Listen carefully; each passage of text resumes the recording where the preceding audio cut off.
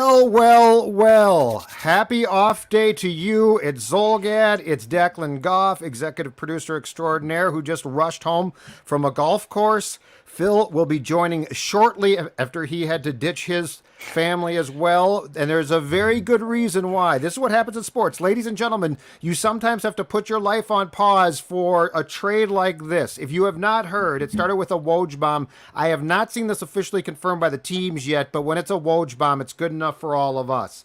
The Timberwolves have acquired Rudy Gobert from the Utah Jazz, okay? Rudy Gobert is a Timberwolf. Here is the price the Timberwolves paid. Malik Beasley is now with Utah.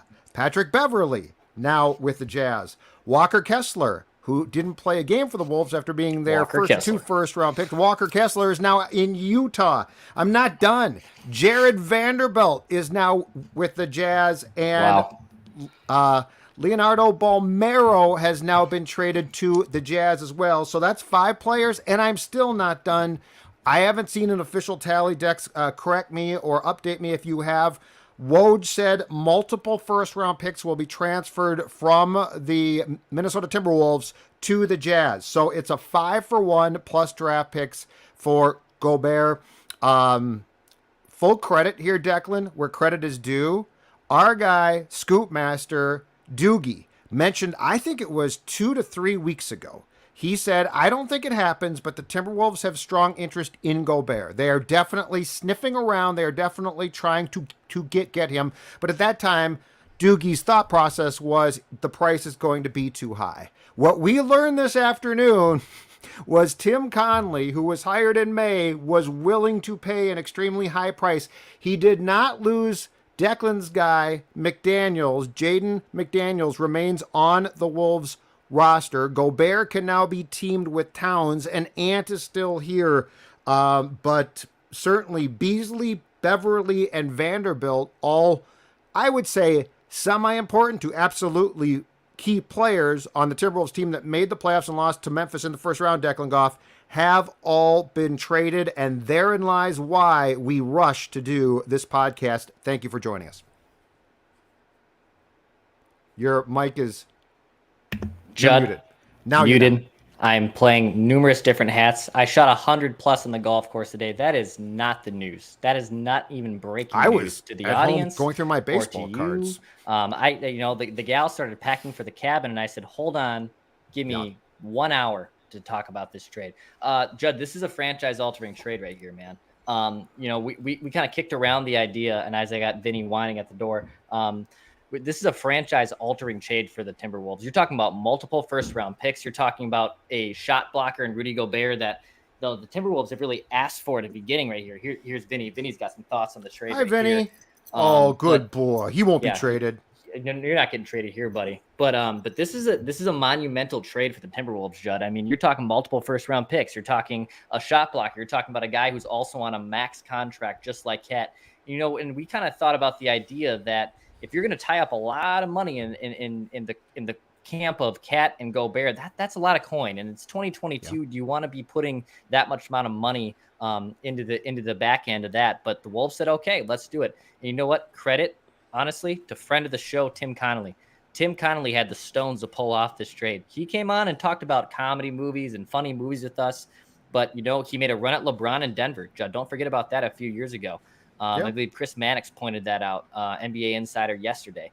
This is not surprising that this first big splash move is Rudy Gobert. And for the listeners, I can see our YouTube comments right now blowing up. Phil Mackey's on his way in an Uber right now, so he'll have plenty of thoughts on this as well. Judd and I right here will be Judd's hockey show with basketball to break this down in the meantime. But Judd, franchise-altering trade for the Timberwolves. It's enormous. It is not probably as big, but it will rival, at least to a certain degree.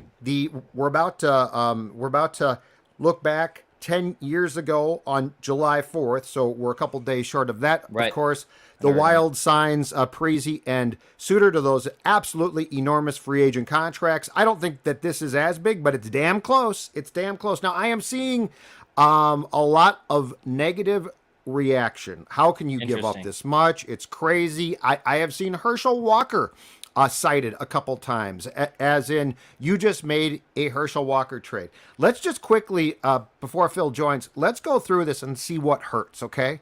So like, because it's a lot of names, but names don't necessarily equal quality, all right? Malik Beasley, I think, was being traded. Yep. And quite frankly, I'm not going to miss a guy that went hot and cold, and the problem was whether hot or cold needed his. And so, like, if he was going great, it was fantastic. But when he wasn't, he still shot irresponsibly. I don't think that's a big loss. Patrick Beverley, more of a loss as a defender and a locker room presence. But don't forget, the Wolves last night signed the guy from the Grizzlies who is going to come in and play defense. And so he is going to be on the court because that's what Pat Bev brought. A great defensive presence when healthy. That's the key thing. I loved Bev. I love what Bev brought. But I mean, a Wolves insider told me halfway through the year, Judd, the problem is he doesn't play enough. And so that's a loss. Walker Kessler, we have no clue. He's a big man. I'd take Gobert before Kessler. Vanderbilt hurts. Like, I really liked what he brought. I think he was a really spark plug. Rodman Jr., like, he was not in the league of a guy like Rodman was, but he definitely brought that same type of poor man spark to the team. Balmero, no clue. First round picks, crapshoot. So, look, if you don't like this trade, I get it's a lot. But the way that I see this as far as the 5 players, the way that I see it, Beverly's going to hurt a bit. Vanderbilt, I think, hurts. Beyond that, I don't mind. And now the question is, do you value draft picks? And this is where the Walker comparison is very important. Do you value draft picks in the NBA as much as you do in the National Football League? Because where the Vikings got robbed was not in the multiple players that they sent to the Cowboys. Where they got robbed was when Jimmy Johnson cut those players and turned them into draft picks. I would argue here quickly, Declan, that I think that there's a big difference between the NBA draft and between the National Football League draft. Absolutely. Hey, let's get our guy Phil Mackey there he in is. here. Woo! There he is. Welcome in, buddy. Welcome into your day off. Wow. Welcome in. We got some family in town. It's, enjoying a 75 and sunny day in the PNW, and I've been checking my phone pretty frequently today, just because. Oh, Vinny, who's a good boy? Vinny, the Vinster. He's got thoughts on Rudy Gobert. The Wolves might need Vinny off the bench here. Looking at their roster now, but yeah, like my phone started going bonkers in my pocket as we were ordering just beers from this brewery we went to. I'm like, oh God, what is this? This is 6 different people are texting. I'm getting Twitter alerts. I'm still trying to process this. I love the splash. I love the big game hunting. I don't know if I love giving up all of those things. I think I'm in on the trade. Let me start there. I'm in on the trade. All right. The Wolves starting lineup is the peak version of the Wolves starting lineup. If Cat and Gobert can coexist against different types of lineups, and the peak version of Ant and Jaden McDaniels taking a step forward. And I know as of right now, D'Lo's in the starting lineup. Maybe they look to make another move and they move D'Lo. But right now, that starting lineup is badass. That is, for sure, 2 all-star, all-NBA caliber players in Cat and Gobert. Anthony Edwards, a future all-NBA caliber player. D'Lo, borderline all-star level player at his peak. And then whatever Jaden McDaniels can grow into. And even though you traded pretty much all of your bench, you still have Taurean Prince, Jordan McLaughlin, Jalen Noel looking to... And now the Finch comments from a couple days ago on Noel make a lot more sense, right? Oh, he's part of the future. Like, well, where's he going to get... last night does too now. Yeah. Where is he going to get playing time? Yeah, Kyle Anderson. Yeah, good defender. Yep. So, and there's probably more things to happen here, but what makes me nervous is in 2022 NBA, I don't know that there are any examples, and people correct me if I'm wrong in the YouTube comment section, of 2 7-footers as complimentary as those 2 guys are skill set wise. You've like Gobert, rim protecting, grimy in the paint. He's a paint scorer. He's not the greatest offensive player, but like he does all the grimy things, blocking shots, grabbing rebounds, that Karl-Anthony Towns doesn't always love to do or do at a high level. And Towns is this historically great shooter Yep. for a 7-footer that can also dribble, drive, and all these things. But putting 2 7-footers together on the court for like 25, 30, 40 minutes at a time, I don't know that there's a proven comp to that in today's NBA. So to lock into like $100 million a year and at least 4 years of that is a really wild gamble. But if it pays off, this is a badass lineup. So that's just kind of my initial two beers deep take on this ridiculous blockbuster trade. I think where the comparisons change here, though, is this: there are not many, if any, examples of Karl-Anthony Townses to go with. I think what the Wolves looked at, and my guess is that this was partially, if not largely, also driven by Chris Finch. I think what they probably examined too was this: where is Karl most effective, and when does Karl melt down? And Karl melts down when he goes in the paint. He gets hacked, right? Like when Karl's trying to do the things a big man has to do, I think he can do them. I think mentally it leaves him in a worse place. This should leave him in a position to play outside. This should bring out, and I preface this again with the word should. That's the most important one, okay? Because I don't want to make guarantees here. This should bring out the best in Cat and allow him to be the best Cat possible because he is such a unique player. So, like, I think I see what they're doing here. The Phil immediate reaction on Twitter has been not great. Too many players, too many draft picks, blah blah blah. It's a lot. Herschel Walker it is a haul. comparisons. I will ask you the same question I asked Dex. If you're gonna make the Walker comparison, how much do you think, because I think it's different, the National Football League draft mirrors the NBA draft? Because what killed the Vikings was not the players. The compensation of players was fine. It's when Jimmy Johnson let those players go and turned them into draft picks. The NBA draft, to me, is very different. And if the Wolves achieve the success that they want, I don't know that you can use the comparison of football and basketball drafts side by side. Yeah, well, the good news is on the draft pick front, first of all, you're trading every other year pick because you can't trade consecutive year picks, first round picks, and you have to have a first round pick every other year. So yes, you're trading it's 4 future first round picks. The fourth one in 2029 is top 5 protected, So I it's believe. 4? I didn't see that. And then I think there's Thank a you. pick swap as well in there in 2026. So it's Okay. I think it's 4 first round picks and a 5th a swap. And the good news is the Wolves are beyond the point with the draft where they're looking for their franchise guy. Mm-hmm. They've got franchise guys. They've got Ant. They've got Cat. They've got Rudy Gobert now.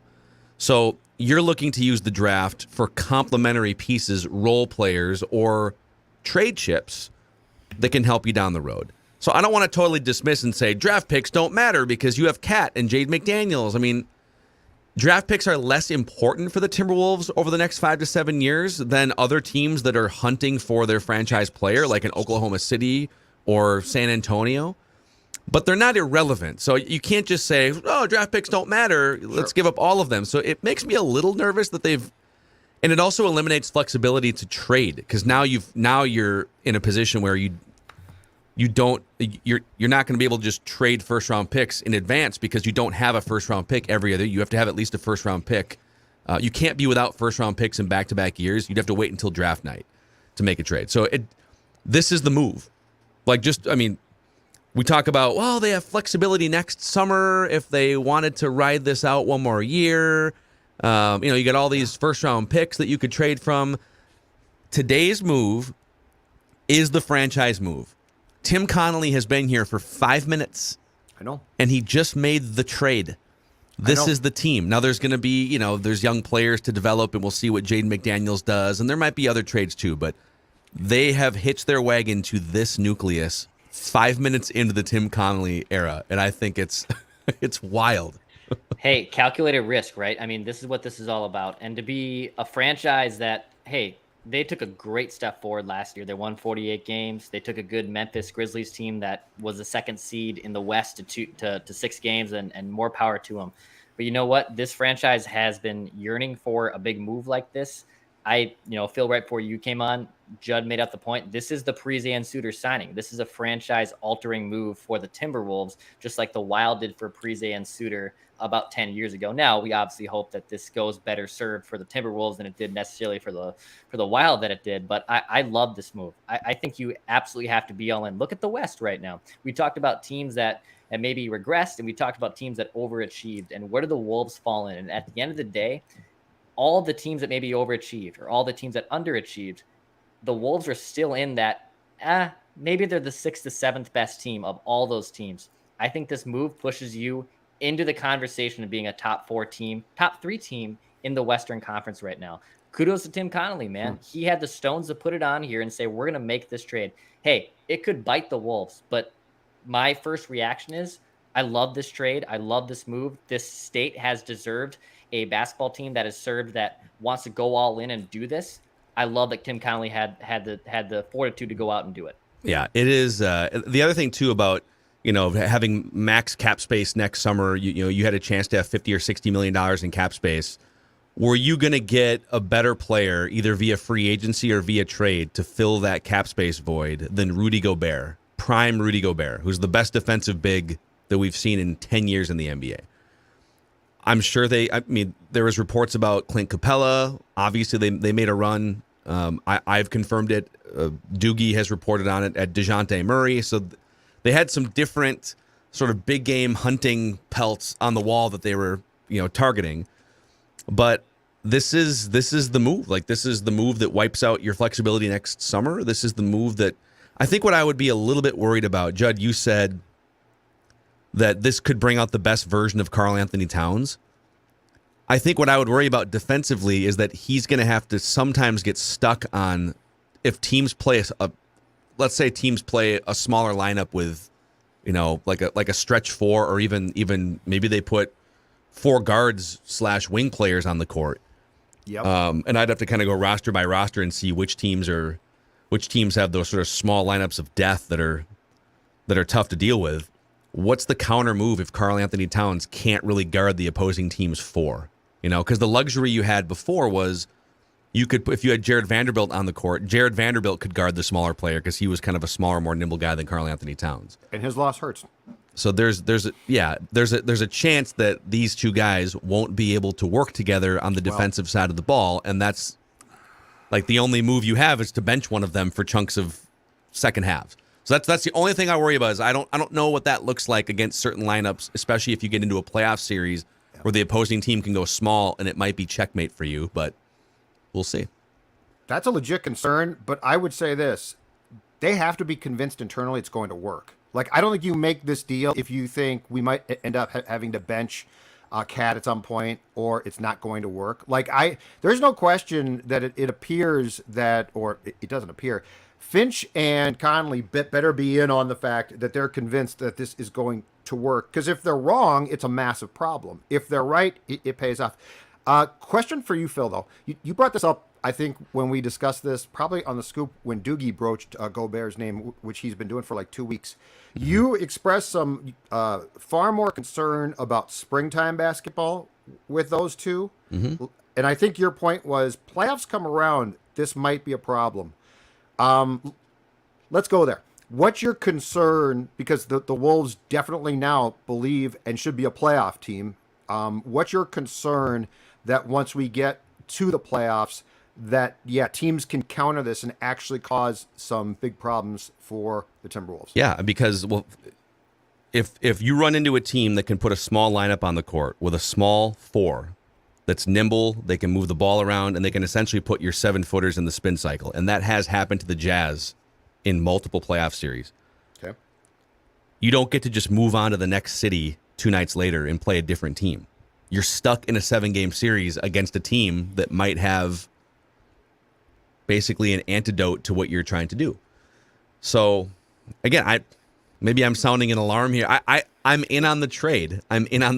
It's early though. But putting 2 7-footers together like this is, it's bold in 2022. It's very bold.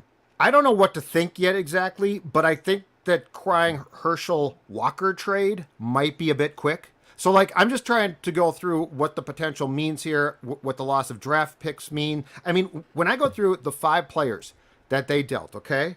Beasley, I'm fine with. Pat Bev, I really liked, but he's older. He gets hurt. He's potentially already been replaced with the move that the Wolves made in free agency on Thursday. Walker Kessler, no clue. And Gobert is a 3 steps past a guy like Walker Kessler. Vanderbilt, I think, hurts. He definitely hurts. They trotted poor Walker Kessler out there for that press conference a couple days ago. He's been traded twice now. He has yet to play a game in like the course of a week. The poor guy's been traded twice. By the way, there's also chatter that Bolmaro might be in this trade. That's what I heard. Dane Moore is reporting that it's on hold right now because this might be part of a bigger deal. There's some speculation that this could be part of a bigger 4-team trade involving Durant and the Suns. That's what Wendy was talking about today. When Wendy was recklessly speculating, Woj did put Bolmaro in the trade after he didn't tweet his name initially. So there's definitely some steam there. So hold on though. Let's also get to the point that all right. You signed Gobert, one of the best rim protectors, one of the best one of the best defensive players in the NBA. And even though we're in a 3-point shooting league, the Warriors came back here, won an NBA title after popping back up.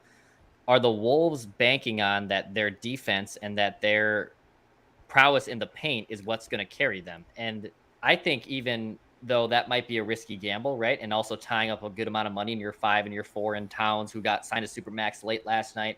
You're inheriting Rudy Gobert, who also makes a good chunk of coin right here. I still think this is a good gamble for the Wolves to take. I mean, if you really think about it, let's say the Wolves didn't make a significant trade for Gobert, and they really ran it back for the most part, right? So they signed Kyle Anderson. They're going to be a team that won 48 games last year, and they still think they can scratch surface and maybe be a 53, 55 win team for next season.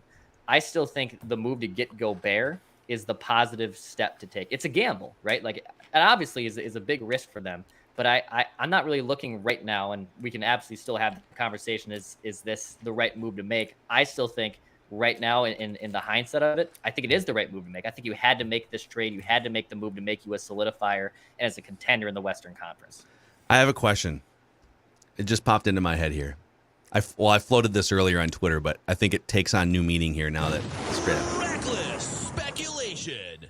If you were given the chance to trade Karl-Anthony Towns for Kevin Durant straight up right now, would you do it? Well, yeah. I would have traded. You can't now, right? Oh, because he signed the Supermax. The Supermax, I think now. Well, is the ink dry? To you for a year. You can't trade him for a year. Is the ink dry? If we're playing revisionist history, here's what I would have done. Because also, and credit to my Slack chat who pointed this out yesterday.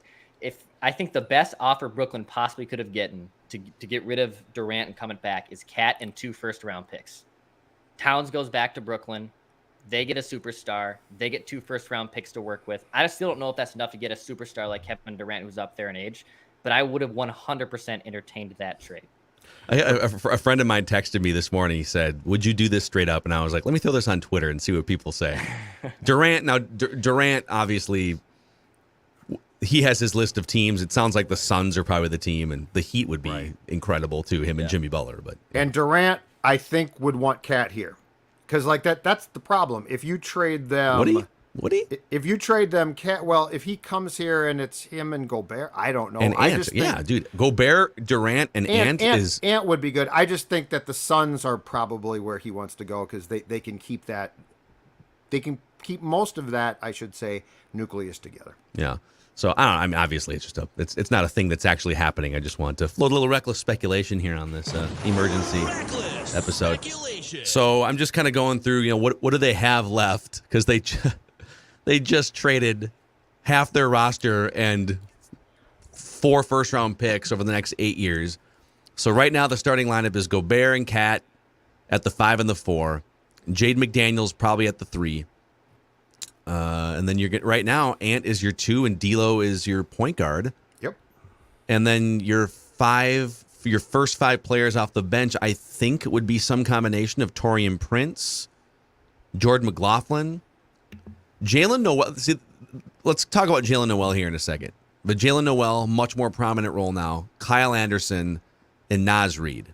and there's a couple other guys here to talk about too. But with Beasley and Beverly gone, Jalen Noel basically jumps up 2 rungs on the guard list, right? I mean, he essentially becomes your scorer off the bench, second unit punch. Probably it goes from 15 minutes a game to 25, 27 minutes a game just because of this trade. And I kind of love it. That's what Chris Finch said. I didn't play him enough. My fault. Should have Chris played Finch him more. knew this was percolating, I'm gonna play right? him a lot. Oh, absolutely. Doogie knew. Yeah. If Doogie knew, I hope Chris Finch knew. So many people in the comments think this is a bad move, by the way. I keep reading, it's like, man. Twitter's the same way. Mm-hmm. Because of the quantity. And that's why I go back to what is the draft like. If the Timberwolves, so the 2 ways that this is not a bad deal to me are very simple. One is that Finch and Conley are right, that this is going to work. Like, there's no room for, oh my God, it didn't work, we had to bench one of them. Yeah. That's a disaster. That's an absolute disaster. The second thing is, if this works, and by God, it better, you're not going to be drafting for a while high in the first round. Yeah. So, I mean, I just feel, I think your point's an intriguing one, and it's this. Like, for the last, I don't know, month or so, we've been talking about, will Conley slow cook things? Will he trade D'Lo? Is he going to try to make an impact move immediately? And I think by the time that we did the show on Thursday, we all agreed probably not. Like, it doesn't look like it. And now he's done exactly that. Mm-hmm. He had the ability to fire a bullet, and I think we all thought that he might hold that, including Dukes to a certain degree, for a year. And it just got fired. And so, they have to be right here, though. You can't say, oh, the cat thing didn't work at the 4. If that happens, you got problems. Yeah. Man. And you can, obviously, if you needed to trade Gobert or Towns, let's say it just doesn't work this year for whatever reason, like, those guys are both very tradable. They're both, again, they're all NBA guys. But if it doesn't work, then would you be trading Rudy Gobert for 50 cents on the dollar? I mean, you're certainly not going to get 4 first-round picks back if it doesn't work this year with him. By the way, our guy Dane Moore from the Dane Moore NBA podcast, he has the updated Wolves salary cap information here too. So they have 3 open roster spots left. They are $9 million below the luxury tax line. Wow. And they can add players. So they have those 3 open roster spots. They can add players with the remaining mid-level exception money, which after the Kyle Anderson signing, they have $1.5 million for mid-level exception money. Mm-hmm. So basically like veterans minimum type money. And then they could add veteran minimum guys as well. They could also match a Nate Knight restricted free agency offer. So this is the roster. Mm-hmm. Wendell Moore, I forgot to mention him too because he did not go in this trade. Only Walker Kessler went. So your other first-round pick, Wendell Moore, is also going to be in your rotation to some extent here. But so they also trade, Pat Bev, decent three-point shooter. Malik Beasley, one of the best three-point shooters in the NBA, but very streaky as well. Yeah. So they traded some shooting away here. Rudy Gobert is not going to make a shot outside of about arm's length of the basket. Kyle Anderson, he's a career 33% three-point shooter. So your shooting definitely took a hit with these transactions here, but Taurean Prince coming back helps you. Wendell Moore should make some threes for you this season, and getting Jalen Noel more playing time should also help make up for any sort of Malik Beasley gap in three-point shooting. Well, also, even though we talk about Rudy Gobert being a rim protector and obviously limited offensively, but the dude also led the NBA in effective field goal percentage the last 2 years. I mean, if you put him in the paint, the dude's going to make a bucket. Is he a great free throw shooter? Not necessarily. Can he make anything outside of the paint? Maybe not. But you get that dude in the paint, he's going to be an automatic bucket getter for you. He led the league in rebounds too. So I think we're kind of maybe focusing on, hey, he's a big 7-footer. He's also 30 years old. Is that a big risk to take? But also the dude, when he's in the paint, is one of the most effective players offensively too. And some people might also be sleeping on that idea. The part of the reason why Rudy Gobert shoots such a high percentage is because 49% of his baskets last year were dunks, or of his attempts, I should say, were dunks. He's that's what he is. It's 74% of his shot attempts were inside 3 feet, so point blank range. So he's not gonna get. And by the way, 24% were inside 10 feet, so he's not gonna do anything outside the paint. He's gonna be a guy that, pick and roll can get to the bucket. He's gonna clean up offensive rebounds and score that way. But yeah, he, at least to Declan's point, he's not versatile offensively, but he's not shipwrecking you offensively. He's not taking dumb shots. He knows exactly who he is, and he's increasing your efficiency. So positives for sure. So this is up to Cat to make this work. Like Cat has to maximize now who he should be, and he's a great player. But I mean, now he's going to be. This is because Gobert's role is his role, right? Like his role is not going to change. It's not going to alter. So he's going to play his role, and he does a very good job of that. But this is up to Cat now, basically turn loose to make this work. And it's up to, and I'm confident that this one will happen. It's up to Ant to take that next step too. But he's shown that so far. Like I have no concerns about Ant. But to me, this really now rotates around those three, and it really goes around those two, because Gobert, I don't think, is going to surprise you. He's just going to be plugged and played and be the guy that he is supposed to be. But we now need to see Cat take that next step. And I think it's as much mental, because he's got the abilities. He's shown that. I think it's that mental step now where they are, in my mind, this move empowers Cat. Like this move says, okay, dude, this turns you loose. You now, a lot of the constraints, a lot of the problems, those are gone. But you now have to thrive here. And I really think that becomes the question, is can Cat fulfill his potential, not just as a star player, but become a superstar player who's wired right, who embraces the opportunity that they're clearly trusting him.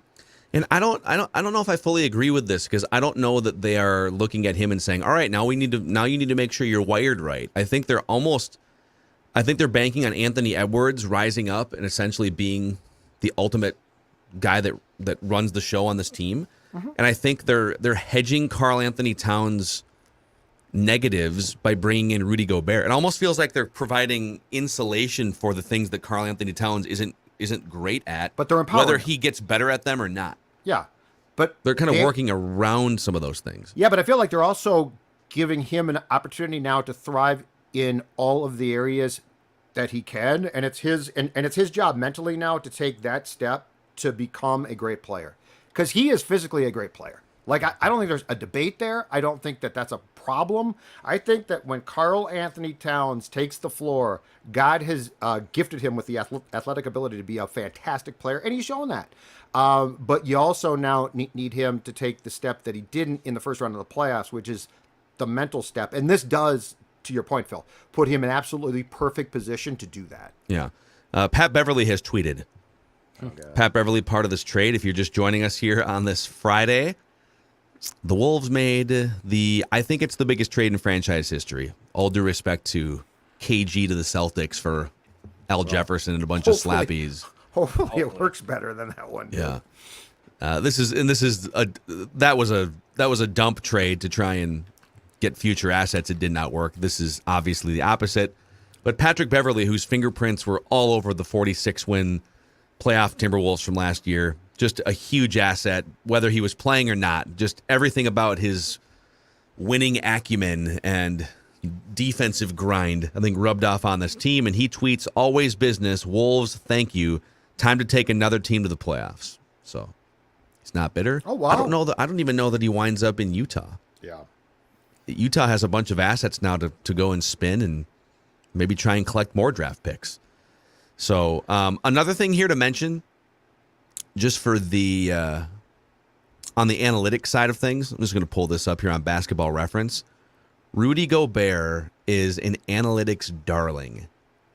The analytics love themselves some Rudy Gobert. If you rank NBA players on win shares per 48 minutes, so this is like wins above replacement in baseball, the number one player in the league is Nikola Jokic. The number two player in the league is Giannis.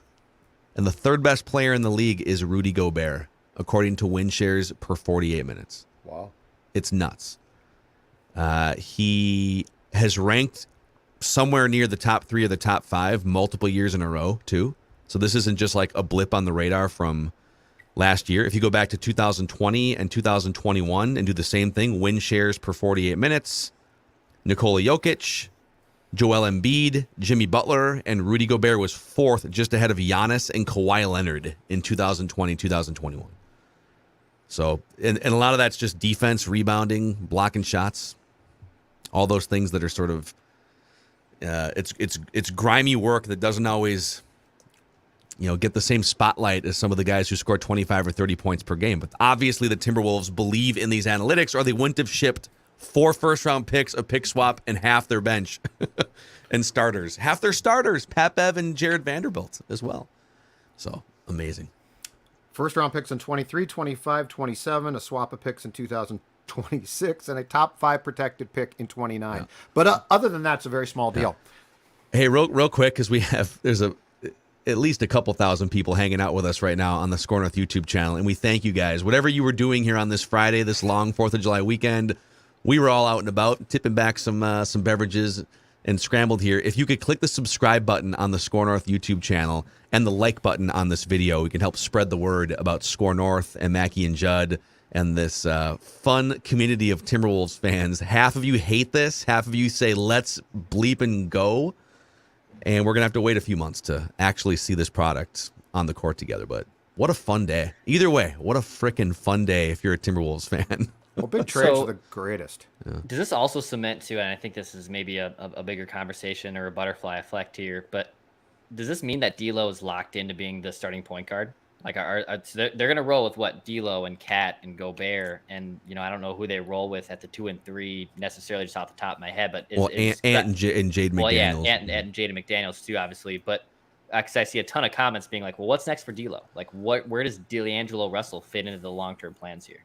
Well, he doesn't fit into the long-term plans, I don't think, because he has 1 year left, and they're not going to give him an extension now, so they're either going to ride him out for his expiring contract, which wouldn't be the worst thing if he said, all right, maintain some flexibility at that position and see what happens. But I don't know that it's a guarantee that he's on the team at this. I don't know at this point. We just have to sit back and watch. These guys the ownership went out and doubled the salary of Tim Connolly to steal him from Denver, and then they went and traded all of those assets for Rudy Gobert. We have reached uncharted territory and unknown territory. We've never seen this with the Timberwolves. We don't know what they're capable of doing. We don't know what they're thinking. So I hesitate to even say definitively one way or the other that D'Lo is going to be the point guard or not. I don't know. I have no idea. This continues to show, though, the one probably most important thing. These are clearly the new Wolves, and I'm not talking about Conley. I'm talking about ownership. Yeah. This is very clear. In fact, I wonder if long-term, and now I'm assuming that the sale is going to go through and be completed in the next, 2 years or year and a half. I wonder if they're going to be as concerned about going over the luxury tax eventually as Glenn has been. Because, Dukes has basically said that, I think it was, Prince's contract, that they were so concerned about a bonus that he probably wasn't going to reach that they didn't add a guy because they couldn't explain to Glenn that, oh my God, we accidentally exceeded the cap, despite the fact that, they probably weren't going to. So I just think that this whole thing, part of it that makes it so intriguing is the Laurie A-Rod angle and the fact that this team is going in such a potentially different direction as far as bold moves go and as far as culture and also writing checks goes. Yeah. Yeah. Another thing, too, Tim Connolly came in here and looked around and saw a bunch of blown double-digit leads in the second half of playoff games. How do you blow a 26-point lead in one half to the Memphis Grizzlies in Game 3? And then he probably looked at the teams that were sitting there left at the end of the playoffs, the Warriors and the Celtics, the Heat, some really good defensive teams. And the Timberwolves just, the first stretches, they played some really good defense. And at the beginning of the year, I think they were actually rated as one of the better defensive teams in the NBA. But when you look at the best, I just pulled this up here too, the best defensive ratings per 100 possessions in the NBA this year were the Warriors and the Celtics. So There you go, right there. Mm-hmm. And then it was the Suns, Grizzlies, Heat, Mavericks. So basically, the best defensive teams in the NBA were the teams that were left standing at the end or near the end of the NBA playoffs. He said, all right, well, that's great that we have all these shooters. Malik Beasley can hit a bunch of threes, and Cat is great. He's a historic 7-footer, shoot all these threes, and D'Lo, but who's preventing the other team from getting what they want in the fourth quarter? Who's preventing the other team from getting to the rim at will, right? When Karl-Anthony Towns has 3 fouls and has to sit on the bench for stretches, who's gonna jump into the paint and like put up some resistance? And we saw time and time again against the Grizzlies that they didn't have answers. So bringing in Rudy Gobert and bringing in Kyle Anderson are just 2 huge defensive stamps. You lose one in Pat Beverly, but if you're swapping out Pat Beverly and Jared Vanderbilt for Kyle Anderson and for Rudy Gobert, I think you're absolutely gaining on the defensive side, and that's very obviously one of the things that they wanted to accomplish this offseason. And I love Pat Bev, but I mean, the injury cliff, I think, is probably near too. And once that goes, it's going to go hard. So, like, I think he brought a ton and I liked it. But if you can be as good defensively and younger and empower like Ant and Cat more, and again, they've got to accept that. I think that's a trade-off in transition that I don't think you're going to fight too much. Yeah. So, what do you guys think here? Anything else that pops in your mind here on this trade? The NBA is incredible. It's a blast. I mean, how do your regular season doesn't even come close to this? Yeah. Like, it's fun, it's fine. Free agency looming last night. Looming. And what happens? Woj, Kevin Durant wants out. That means Kyrie wants out. Just think about this. Like this trade in baseball would be a huge mammoth national trade, right? In basketball, it's sort of just part of the puzzle. Like, it's a big deal, but it's just part of the puzzle. Yeah. So we get is that Doogie? Is that Doogie there in the green room? I see a Got Doogie. him? There he I is. see a live Doogie. Darren Doogie Wolfson from the 5 Eyewitness News sports team and the Scoop podcast. Holy crap, Doogie. You called it, man. Congratulations. I don't think I called it. Hopefully you guys have me okay, by the way. Let me know if you don't. I'm using a colleague's laptop, so I have no idea if all the settings are configured correctly. They're good. Very nice. Yeah, maybe I called it somewhat, Judd, but I also am on record saying I did not foresee this actually happening. I knew how genuine the interest was from the Wolves side. How much Dell Demps, former Utah assistant coach, now in the Wolves front office, Dell Demps, Tim Connolly tight from their days together in the New Orleans front office.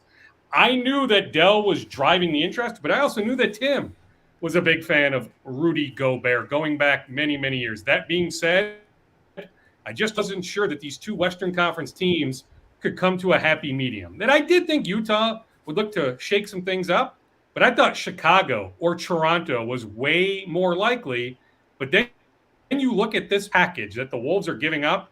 How the heck, if you were Danny Ainge, could you say no? This is an all-time return. Like, I've not done a whole lot of research because I'm just back from Target Field. My phone starts blowing up as the Twins are introducing their new bullpen coach, last name Suggs. Like, right when he sat down in the dugout, my phone starts exploding. Then Pete Mackey, the new pitching coach, met with us. Then Derek Pete Falvey met with us. I had to go in the clubhouse to get some work done. I'll give Emilio Pagan some credit. I had a nice conversation, 5 minutes with Emilio Pagan, who owned all his issues. But, like, I couldn't walk away from that conversation. Then I had a chance to catch up with Jose Miranda. I had Twins work to do. All the while, my phone is just exploding. But, like, as I'm wrapping my arms around this transaction, like, did Milwaukee give up this much for Drew Holiday? They gave up a lot, but I don't feel like it was quite this much. It wasn't. No. How much did OKC get for Paul George? They got a lot. Was it quite this much? No, they got Shai Gilgeous-Alexander, a really good player, but was the overall return that OKC got from the Clippers, does it touch this? Like, I need to go back a really long time to find a comp. Like, this has to be, over the last decade plus, one of the biggest trades in NBA, at least over this 10-year period, this 10-year history. So Doogie, I don't know enough about the people that Tim Connolly's bringing in here, but Rudy Gobert, I was telling these guys like 10 minutes ago, Rudy Gobert is the analytics darling player in the NBA. So some of the guys you're mentioning, like Drew Holiday and Paul George and you think, wow, God, if those guys, especially Paul George, went for this, then how can you trade this for Rudy Gobert? The last 2 seasons, according to win shares, which is an all-encompassing sort of player evaluation stat that has Giannis in the top 2 every year, and Nikola Jokic has been number 1 the last couple of years. Rudy Gobert was 3rd in the NBA among all players in win shares per 48 minutes. So what the analytics tell you, and there's other ones that'll say the same thing, but what the analytics tell you about Rudy Gobert is, and whether you believe him or not is another story, he is one of the 3 to 5 most impactful players on winning in the league, which might sound crazy because he doesn't take shots outside of point blank range, and he's not really impacting the game offensively like we're used to seeing with some of the other best players. But the things that he does, although not glamorous, impact the game a lot more than maybe the average fan thinks. That's what they're banking on. Well, sure, they are banking on that. They are banking on this transaction, vaulting them up to a top 4 team in the Western Conference. That the combination of D'Angelo Russell, Jaden McDaniels, Rudy Gobert, Anthony Edwards, and Karl-Anthony Towns is good enough to be a top 4 team in the West. Not only a top 4 team in the West, but then to do some damage in the playoffs. Like, they are all in clearly. When you give up this many unprotected first-round picks, plus a pick swap, plus a protected pick, I'm just going over all this. So Vanderbilt, Kessler, Beasley, Bev, Bolmaro, 3 unprotected, 1 protected, 1 swap. Okay, that's what was texted to me by somebody in the belly of the beast. Like, I'm still wrapping my arms all around this, but like, clearly they think they are going to make a serious run in the next couple years to win the Western Conference, to win a championship. You do not make this move if you don't think this roster is capable of winning it all. Do you like the trade? I would not have done it, Judd. But I'm not going to rip them for going all in. Okay. Like, how many times have we asked, for example, going back a long time, the Twins, the Terry Ryan Twins, to go all in on a particular move, right? Or, maybe the Vikings at some point on a quarterback, whatever it might be. We commended the Wild on July 4th of 2012, going back 10 years, giving those record-setting contracts, those franchise-changing contracts to Zach Parise and Ryan Suter. Maybe it didn't ultimately work out, but like, it was hard to fault them at the time.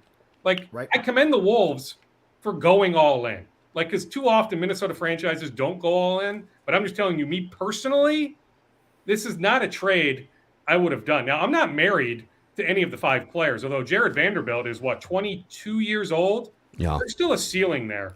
Maybe offensively he's pretty limited, but like, Jared Vanderbilt can be a really good player, I think, on a good team. A piece. Maybe he's not even a starter, but I think he can be in that 7-8 man rotation on a good team. Bev, fine. Bolmaro, Kessler. Like, I don't think Kessler's going to be anything special. Beasley, fine. So be it. Like, so none of the 5 players going out, am I like, oh no, like, they can't be losing that guy. Although, Bev certainly deserves credit for the 46-win season last year. But it's all these draft picks. It's all these unprotected firsts with no guarantees. Like, that really, really frightens me. Like, worst case scenario came to fruition with the Warriors-Wolves trade with Andrew Wiggins, D'Angelo Russell, how that, handcuffed them. Like, I would happily take Jonathan Kuminga or somebody else on the Wolves right now. So, like, to give up all those firsts, but I get it. Like, Alex Rodriguez, Mark Lowry, Tim Connolly, they have a lot of Gerson Rosas in them. They are always, well, maybe not anymore with no draft pick capital, but they were always going to go big game hunting. I can't help but think, like, you couldn't complete a Kevin Durant trade for all this. I would have felt better if Kevin Durant was the return. You can spew all the numbers you want, Phil, and hey, I get it. Like, Gobert is going to help them for the regular season. I just think about all the times he's been minimized in the postseason. Like, I'd be more willing, even with the injury history, and even with Kevin Durant being, 33, 34 years old, I would have felt better giving up all this for Kevin Durant compared to Rudy Gobert. Yeah. So it's so much to give up. The bench is still pretty good on paper if you look at what they have left here. So Taurean Prince, Jordan McLaughlin, Jalen Noel all of a sudden bumps up like 2 or 3 pegs, going to get an extra 10 minutes a game probably, which he I'm should. fine with. Phil, I'm Me telling too. you. I love like, that this dude. is a bold statement. This is to write that down, that I may look like a complete idiot in a couple of years. And I'm not suggesting right this second I would rather have Jalen Noel than Tyler Hero. but like I don't think Jalen Noel is that far off from Tyler Hero Mm-hmm. or Jordan Poole. So think about how good those two young players are. I truthfully don't believe I agree. that Jalen Noel is that far off. Just give him an opportunity. I agree. Yeah, and then Kyle Anderson and Naz Reid. It feels like you need a little more size in here somewhere. Well, Frank Kaminsky is one free agent on their radar. I'll tell you that. Okay. Now, I don't think they're signing Frank Kaminsky even tomorrow, but Frank Kaminsky, I'm told, is on the Wolves' radar. So maybe they add Frank Kaminsky on a veteran minimum deal. And they'll be able to add some other guys on veteran minimum deals. They'll be able to add a few contracts here. They will. Maybe they even change their minds on Josh Minot. Maybe they see enough in Vegas to sign him to a standard deal, not a two-way contract. Right? So let's see how that Josh Minot situation plays itself out. But yeah, like this is, I'm telling you, I'm still blown away. Like, because I was on record saying I just didn't see this trade getting to the finish line. I really didn't think the Wolves would give up all of this for Rudy Gobert. So I was wrong on that front, but I'm telling you, I knew the interest was incredibly genuine. Yeah. How much does this now free up Cat to be Cat as well? Because, I mean, clearly with the addition here, he's going to have some of the responsibilities that they had to rely on him previously for taken away. He's a big man, but he's a very unique big man. How much does this now potentially free him up to maximize his skills? Well, yeah, I mean, I think about Chris Finch being in New Orleans when he had Anthony Davis, DeMarcus Cousins. Yes. Right? You know, so you think about how Anthony Davis was used with Chris Finch on the staff there in New Orleans. You know, Cat, I would think, will be used, you know, in a comparable way. But yeah, certainly this will free up a lot for Cat. What were the Wolves' biggest issues? Defense, toughness, rebounding. Yeah. Rudy Gobert excels in all three areas, right? So, like the Wolves' biggest issues, you know, bottom 5 in the league last year in defensive rebounding. They now got this unbelievable rebounder, the multi-time defensive player of the year. You know, not only, you know, an elite shot blocker, but a shot alterer, right? Like, just how many shots does he alter? Like, Cat is going to be freed up.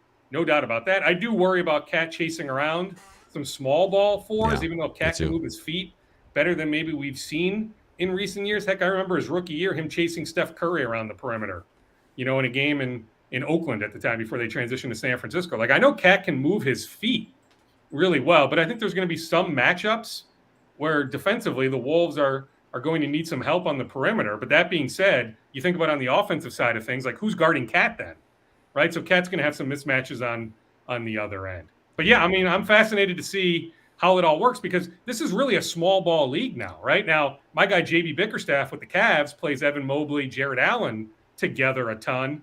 And, you know, when those guys were on the court, Cleveland had all sorts of success, right? But more often than not, teams skew, you know, small, not big. Right. So, you know, while the league is zigging, the Wolves are zagging with a move like this. MN Mohawk on the YouTube comment section says, how old is the kid that's going to be picked with that 2029 pick? Did we just send an 8th grader to Utah? Yes. You did. Yes. That is true. Know the Maybe name a 7th grader of Hopkins High School. Yeah. It's hilarious. Dukes, give us any final thoughts here. I guess I'll lead you with this question. Is D'Lo on the team for one more year here at this point, or do you think they're still exploring? I think D'Lo's on the team. Yeah, I do. I agree. Yeah. And in fact, if he has a relatively good year, I can see D'Lo on this team beyond next season. Yeah, I see D'Lo here. They were not in on Malcolm Brogdon, I can tell you that. They did have some dialogue on Tyus Jones. Like, the interest in Tyus was there. Like, where did he land somewhere today? Well, Tyus went back. Malcolm Brogdon went to Boston. Yeah, but you know, Tyus got 2 years, $30 million from Memphis. Okay. It never got, you know, serious on the Tyus front. But the Wolves were exploring, you know, different potential paths to bringing in, you know, a different lead guard where D'Angelo would have been on the way out. You know, they were in on DeJounte Murray. Not quite to the extent of Atlanta. Like, they didn't come close to matching what Atlanta offered San Antonio, but the Wolves had genuine interest in DeJounte Murray. It's been a crazy 48 hours. Like, there were so many free agents. I didn't tweet about them all, but like you asked me yesterday morning about Amir Coffey, Phil. The Wolves kicked the tires on Amir Coffey. Like, one name I didn't put out there, like they had a bunch of interest in Chris Boucher, who re-signed with Toronto. They were absolutely interested in JaVale McGee. Gorgie Jang is another free agent out there, the former Timberwolves center that the Wolves have at least kicked the tires on. So they're going to add at least one, if not multiple bigs on veteran, you know, minimum free agent type deal. So, you know, they're still going to be active here in the coming days. But yeah, it's been a crazy 24 hours. And I can't tell you just how nuts my phone's been. I mean, even like Mike Gensel, Arizona Coyotes scout, former Gopher hockey assistant coach, is blowing up my phone. That's how big this trade is. The guy who his livelihood is the National Hockey League. Like, he's fascinated by this move. He's blowing up my phone looking for all sorts of information. Hey, another comment here. Steven from the Score North YouTube channel comment section. This trade is completely asinine. This is worse than Tibbs trading away Zach LaVine. Guys, Zach LaVine was one of the core young pieces of nuclei for that Timberwolves team. They cut out part of the nucleus to add Jimmy Butler, and it blew up in their faces. You can say this is an overpay all you want to, but they didn't trade anyone from the nucleus. They kept Ant, they kept Jaden McDaniels, they kept Karl-Anthony Towns. They're adding to the young nucleus. Now, again, is 4 first-round picks and a bunch of good role players too much to give up? You can debate that all day long. But this is not trading Zach LaVine to the Bulls for Jimmy Butler. Just want to make that perfectly clear. I still need to verify this. So this is a little bit more, me opining somewhat. But, I strongly believe Utah wanted Jaden McDaniels. Mm-hmm. And the Wolves said no. Mm-hmm. Right? And, maybe we go back to Tuesday when Chris Finch held court with a few of us after the Walker Kessler, Wendell Moore Jr., Josh Minot introductory news conference. We got Chris Finch off to the side. And he mentioned, our development next year. Now, this soundbite really doesn't make as much sense now that they have Rudy Gobert and certainly Kyle Anderson. But, he mentioned, for us to take that next step, and Jaden. He mentioned those 3 names specifically: Jaden McDaniels, Jalen Noel, Anthony Edwards. Yeah. They've been asked about Jaden McDaniels so much going back to the February trade deadline. This now signals what they think of Jaden McDaniels. They think his ceiling is incredibly high. Yeah. I think the fans are going to the Herschel trade based on the draft picks too, which again leads me to say, can you compare the National Football League draft circa 1989-90 to the NBA draft now? It's so hard to compare that. That's the concern. You gave up your draft classes. I don't know. Yeah, but you keep Jaden McDaniels, right? So yeah, I'm not complaining. I'm just saying I think that's the what reaction. fans Because I will tell you, my DMs on Twitter are exploding, and I don't have anybody so far that says I love this trade. So that just tells you. But could you imagine if instead of all these unprotected firsts, you keep one of these unprotected firsts, 25 or 23 even, but that you gave up Jaden McDaniels? Could you imagine the reaction then? Yeah. So I hope fans realize that it could have been worse. It really could have been. But, you better pray that Rudy Gobert stays healthy. He's been relatively durable, but you better pray. And, the money he's making in 3 seasons, holy bleep. Think about Karl-Anthony Towns when the extension kicks in 2 years, then the salary of Rudy Gobert that season. Has anybody looked at that? I guess that would be the 25-26 season, or maybe it's the 24-25 season. But we have to be talking close to $90 million for those 2 players, Cat and Rudy Gobert. That's just oh my God. I know. Yep. No, this is fascinating. Well, Doogie, we'll let you get going here.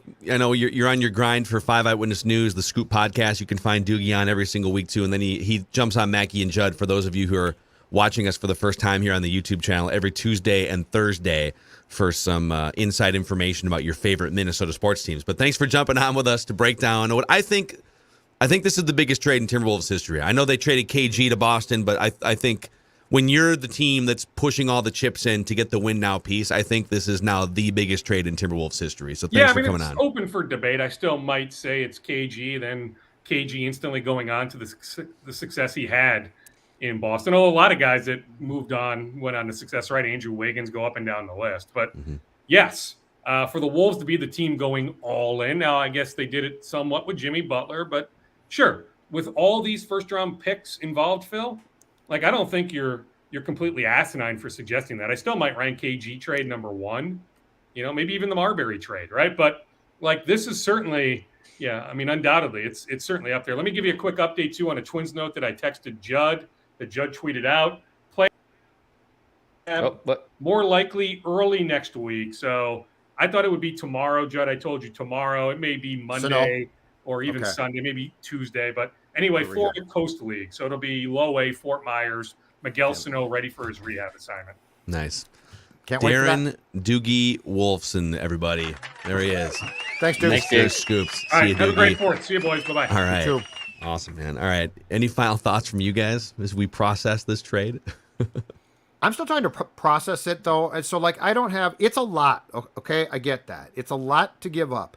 But I feel like teams in this town, in some ways, can't win because the reaction is they gave up way too much, or it's they didn't make a trade. Yeah. So I'm hesitant to rip a trade immediately because if the Wolves had stood pat and didn't do a thing, there'd be a lot of griping and complaining there too. So I think it's really difficult because, I mean, we all said the Vikings are going to make moves, and then the Vikings didn't make moves. And I said, why didn't they make moves, right? So now am I going to jump Tim Connelly? Like, he gave up a ton. I get that. But if he's right, and only time will tell, this is definitely going to change things. And I do think that we need to be prepared. I think part of our problem when it comes to this team in particular, and it's a fair problem for the fan base to have, is we don't trust them because they ordinarily screw up. Because they certainly have in the past. But this is going to be different. And I think they've got a competent guy here. And I think that there has to be some willingness to go along with his plan without just immediately dismissing Tim Connelly as being a buffoon. Yeah. Yep. Yeah, I think Does that make sense? I trust Tim Connelly at this point. Hey, But I mean- I bought season tickets for Carlos Correa and the Twins. Their season. Are you going to buy Wolves tickets now? for the Wolves here, or is Rudy Are you going to Gobert buy and season Beckham? tickets now? Yeah, we'll Money see. bags? You know, I'll trade my Twin season tickets and get some competent bullpen arms. I tweeted that out the other day. I will gladly trade them back if I can get some quality. Heck of a arms. performance. Heck of a They made a performance move yesterday. today. Thornburg's gone. We got him out of here. Yeah. I love that. Let's run Thornburg out there Yeah. and then Congrats. kick his ass to the curb. I sort of wish It's we his got a show fault. off that today. Yeah. That was so. I felt bad for the guy. God, was he Oh, set up yeah, to fail, me too. and Yeah. he succeeded Yeah. He succeeded in failing. is what you're saying. miserably. Yeah. Yes, I'm saying he lived up to exactly what they sent him out there to do, which was make sure that they got on the plane on time. Yeah. All right, boys. Well, all right, that happened. The Timberwolves traded a boatload of first-round picks and half their roster for Rudy Gobert, the best defensive big man in the NBA. Are you more excited about the 2022-23 Wolves, Phil, than you were this morning? Yes. Okay. Hell Yes. yeah. The more I look at their lineup, too, it's a damn good lineup if it works. Right. If it doesn't Better work, I don't know what they do, It but better work. Cat, Gobert, Jaden, Ant, D'Lo, and I think it makes sense at this point to just keep D'Lo for one more year and let him play his motivated contract Let her year out. out. And His See shooting what helps happens. now, right? Yeah. Like assuming he makes shots. Yeah. They His- need a shooting. Yeah. His willingness or insistence on shooting becomes less of a problem than it was previously, correct? well, his shot making is always good, but what are you saying? Are you saying that I'm saying you the want him fact to that he force likes- more shots, or I'm saying the fact that he likes to shoot now becomes more tolerable because they've traded away guys that could shoot. yeah, I think I don't want him taking more shots than The he took importance of him last being year. an effective shooter, I think, is Right. what Judd's saying. Yeah, I'm saying- he has to be an effective Yeah, shooter. like I'm saying he likes to shoot, and I think it becomes less of a problem now, assuming he makes those shots. I think he needs to have more self-awareness toward the end of games, and this trade doesn't change that. Like Sure. he needs to figure out on the nights where he's 3 of 14, it ain't your turn to shoot here. It's your turn to play point guard and get somebody else a look and not stand in Anthony Edwards' way or whatever, or get Go Cat Bear a look or inside, something. baby. Pound the ball down low. Right in the paint. Man. Go Bear. Bucket getter. Rudy Gobert. I don't think he's not like a his points come off of like other things, you know? They come off like other people throwing a pocket pass, and I don't think he's gonna like go to Deflections, work in the low block. quite so- Rebounds. Some people are saying He's this is the new grinding. David Robinson, Tim Duncan. And again, that was 25 years ago. That is the only concern. It's like, oh, it's Right. Twin Towers. it's the next thing from 25 years ago that doesn't have a proven formula in Hakeem today's and Ralph NBA. Sampson? Yeah. That's a Roll page back from to my the 80s. childhood. Yeah. But in Tim Connelly, we trust until proven otherwise here. That's my motto. Hold on a second. Wait for it here. Wait for it. We got Oh, the wait. towel. We We got the We got the Howl Towel. There we go. There you go. Howl Towel. Howl. You make a big trade, you get the Howl Towel. We'll find out if it keeps waving. There you I don't go. have any shoes on. Shoes are off. Howl Towel. Phil's got a Howl Towel. No shoes for Shoes Declan. are off. Oh. Woo. Tired. Amazing. All right. Back to drinking. Back to the long weekend great. here. Thanks again, everyone, for hanging out with us here. Mackey and Judd on Score North, little emergency episode. And if you could click the like button and the subscribe button. We just went over 17,000 subscribers on the Score North YouTube channel. So, Got any boom. Thank you, spots? guys. Throwing a spot or two? Are you the producer now? Or are you just, I'm just going to ask. I was just, you know what? We got a lot of people watching. We're I just was caught curious up if with we were gonna spots, plug. but, I was just curious if we were going to plug some This of is our where the sponsors. business I love office our comes back sponsors. to us, and then we didn't do a Because spot. I love our and sponsors. so thank you Okay, for I doing won't that. say a Appreciate thing. it. Sorry. Thank you. Surly. All right, Go Judd, back to just drinking. go back to drinking. I wasn't drinking yet. See you guys. Oh my God.